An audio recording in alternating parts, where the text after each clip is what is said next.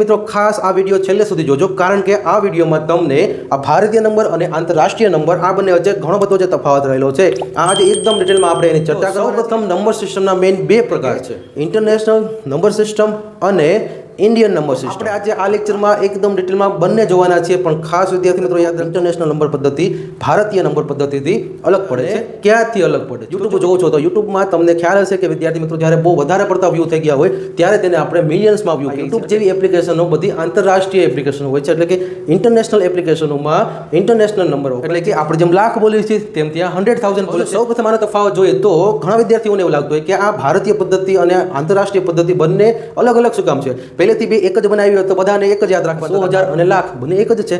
99,000 પછી 100,000 આવે. એ જ રીતે આપણે 99,000 પછી 100,000 બદલે 1 લાખ. આ બંનેમાં એક સમાનતા એટલી જ છે કે બંનેના 5મા સ્થાન સુધી બંને સરખા બોલાય છે.